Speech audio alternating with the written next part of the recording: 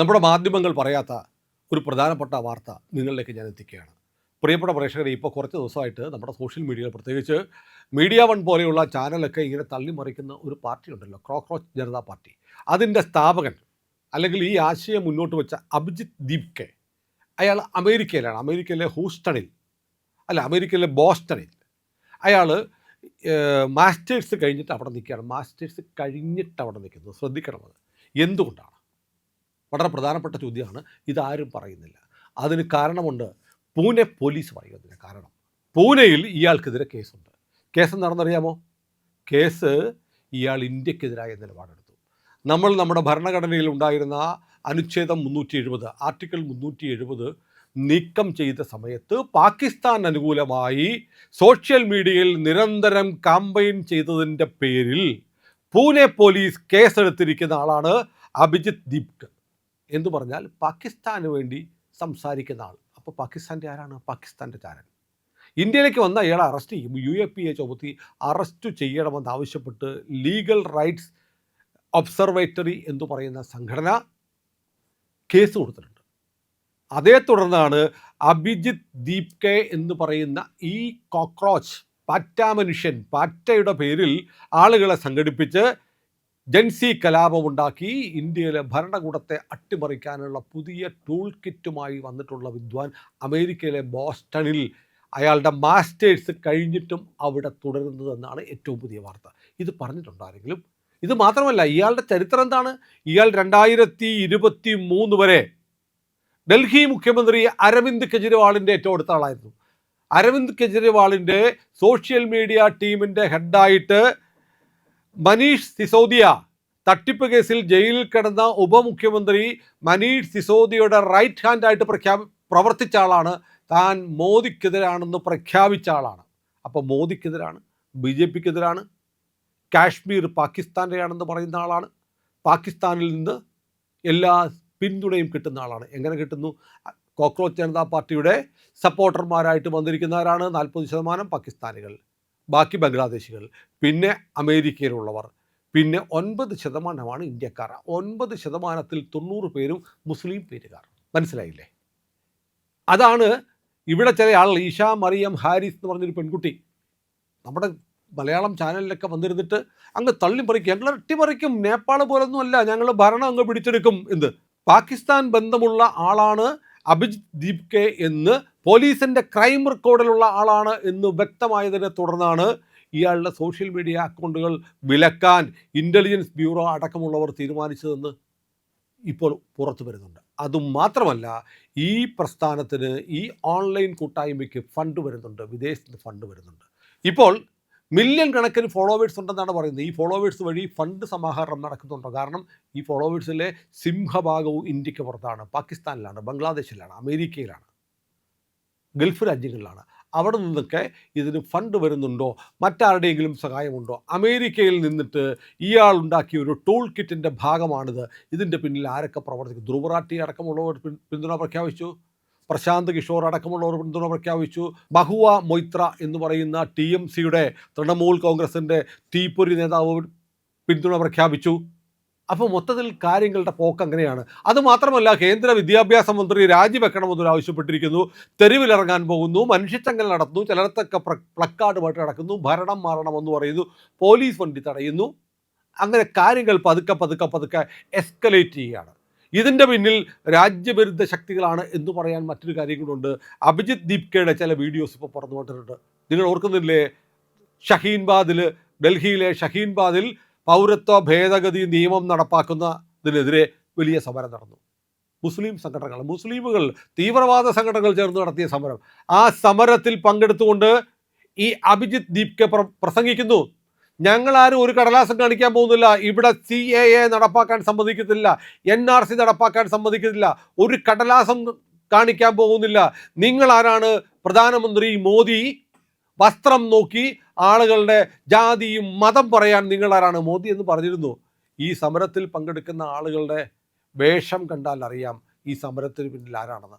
തൊപ്പിയും താടിയും വളർത്തിയ, തൊപ്പി വെച്ച് താടി വളർത്തിയ ആളുകൾ, ഒരു കൂട്ടം ആളുകൾ, ഹിജാബ് ധരിച്ചവരൊക്കെയാണ് ദില്ലിയിലെ ഷഹീൻബാദിൽ വലിയ സമരം നടത്തിയതും ദില്ലി കലാപം നടത്തി ഇൻ്റലിജൻസ് ബ്യൂറോയുടെ ഉദ്യോഗസ്ഥരെ അടക്കം കൊന്നുകൊണ്ട് വലിയ റൈറ്റ് നടത്തിയത്, കലാപം നടത്തിയത് ആരാണെന്ന് അവരുടെ വേഷം കണ്ടാൽ അറിയാമെന്ന് പ്രധാനമന്ത്രി പറഞ്ഞിരുന്നു.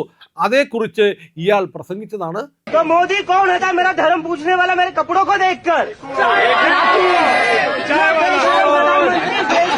कभी नहीं हुआ. നിങ്ങൾ ആരാണ് മോദി? ആളുകളുടെ വേഷം നോക്കി മതം തിരിച്ചറിയാൻ നിങ്ങൾ ആരാണെന്ന് പ്രസംഗിച്ച ആളാണ് അഭിജിത്ത് ദീപ്കെ. അപ്പോൾ നമ്മൾ എന്താ കരുതിയിരിക്കുന്നത്? Chief justice of India justice Suryakant ചെറുപ്പക്കാരായ ആളുകളെ പാറ്റകളെന്ന് വിളിച്ചു. അങ്ങനെയൊന്നും അല്ല അദ്ദേഹം പറഞ്ഞത്. അലസന്മാരായ വ്യാജ ബിരുദങ്ങൾ ഉണ്ടാക്കുന്ന ചില ആളുകൾ, മടിയന്മാർ, ലേസി ആയിട്ടുള്ള ആളുകൾ എന്ത് ചെയ്യുന്നു? ഒരു പണിയും ചെയ്യാതെ സോഷ്യൽ മീഡിയയിൽ ഇങ്ങനെ പോസ്റ്റ് ഇട്ട് തള്ളുന്നു, മറ്റുള്ളവരെ വിമർശിക്കുന്നു, മാധ്യമപ്രവർത്തകരാന്ന് പറഞ്ഞ് നടിക്കുന്നു, നടക്കുന്നു എന്നൊക്കെയാണ് പറഞ്ഞത്. അതിൻ്റെ പേരിൽ ഇവർക്ക് ചൊറിയാൻ എന്താ കാര്യം? അങ്ങനെയുള്ള ആളുകളെ ഉണ്ടെങ്കിൽ അവരെ കറക്റ്റ് ചെയ്യല്ലേ വേണ്ടത്? ഇപ്പോൾ അഭിജിത്ത് ദീപ്കെ പറയുന്നുണ്ട്, അതും ചില മാധ്യമങ്ങളിലൊന്നും, ഞാൻ ഇന്ത്യയിൽ ഇറങ്ങിയാൽ എന്നെ അറസ്റ്റ് ചെയ്യുമായിരിക്കും. ഉറപ്പല്ലേ? ഉറപ്പായിട്ടും അറസ്റ്റ് ചെയ്യും. കാരണം UAPA ചെയ്യേണ്ട കുറ്റകൃത്യം ചെയ്തതിൻ്റെ പേരിൽ പൂനെ പോലീസ് കേസെടുത്തിട്ടുള്ള ആളാണ്. അത് കേസ് കൊടുത്തിരിക്കുന്ന ആരാണ്? ഒരു ലീഗൽ സംഘടനയാണ്. ലീഗൽ റൈറ്റ്സ് ഒബ്സർവേറ്ററി എന്ന് പറയുന്ന പൂനെയിലെ സംഘടന കൊടുത്ത കേസിലെ പ്രതിയാണ് അഭിജിത്ത് ദീപ്കെ. അപ്പോൾ ആരുടെ കളിയാണിത്? ഇതിൻ്റെ പിന്നിൽ രാഹുൽ ഗാന്ധിയാണ്, ഇതിൻ്റെ പിന്നിൽ അരവിന്ദ് കെജ്രിവാളാണ്, ഇതിൻ്റെ പിന്നിൽ ജോർജ് സോറോസ് ആണ്, ഇതിൻ്റെ പിന്നിൽ അമേരിക്കയാണ്, ഇതിൻ്റെ പിന്നിൽ പാകിസ്ഥാനാണ്, ഇതിൻ്റെ പിന്നിൽ ബംഗ്ലാദേശാണ്, അതിൻ്റെ പിന്നിൽ ഇന്ത്യ തകരണമെന്ന് ആഗ്രഹിക്കുന്ന സകല വിധ്വംസക ഭീകര സംഘടനകളുണ്ട്. അവരുടെ വാക്ക് കേട്ടിട്ടാണ് ചില ചെറുപ്പക്കാർ നമ്മുടെ നാട്ടിൽ തുള്ളാൻ വന്നത്. കേരളത്തിൽ വരെ ഉണ്ടായി വിദ്യാഭ്യാസമുള്ള ചെറുപ്പക്കാർ. ഇവർക്കെല്ലാം ഉള്ളത് മോദി വിരുദ്ധതയാണ്. കേരളത്തിലെ മാധ്യമങ്ങൾക്ക് ഇത് അറിഞ്ഞുകൂടാത്തതുകൊണ്ടല്ല.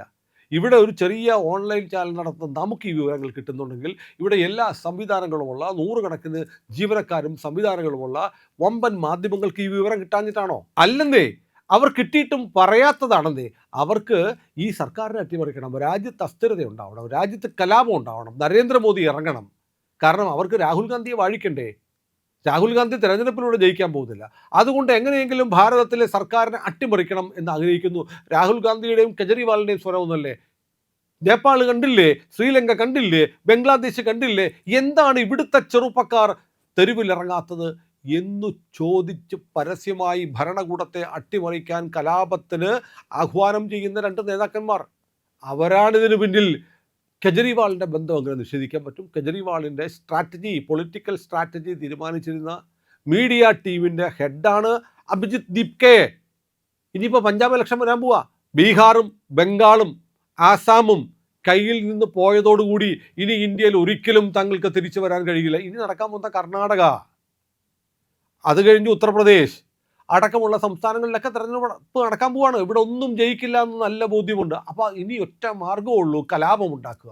ഈ കലാപം ഉണ്ടാക്കാൻ വേണ്ടിയിട്ട് ഇത്തരം കാര്യങ്ങളൊക്കെ മറച്ചു വെച്ച് അമേരിക്കയിൽ ഇരിക്കുന്ന ഒരുത്തൻ സോഷ്യൽ മീഡിയയിൽ പോസ്റ്റ് ഇടുന്നു. അത് കണ്ട് ചെറുപ്പക്കാർ ഇറങ്ങുന്നു. ചെറുപ്പക്കാരൊന്നും ഇറങ്ങുന്നില്ല. ഇതിൻ്റെ പിന്നിൽ വേഷം മാറി നടക്കുന്ന ആപ്പുകാരും കോൺഗ്രസ്സുകാരും സുഡാപ്പികളും ഇസ്ലാമിസ്റ്റുകളുമാണ് ഈ കോക്രോച്ച് പാർട്ടി എന്ന് പറഞ്ഞിരിക്കുന്നത്. അപ്പോൾ ഒരു കാര്യം ഉറപ്പാണ്, നമ്മുടെ രാജ്യത്ത് കലാപം ഉണ്ടാക്കാനുള്ള അടുത്ത ശ്രമം ബംഗ്ലാദേശിലെ പോലെ, നേപ്പാളിലെ പോലെ, ശ്രീലങ്കയിലെ പോലെ ഇവിടെ കലാപം ഉണ്ടാക്കാനുള്ള അടുത്ത ശ്രമം ആരംഭിച്ചിരിക്കുകയാണ്.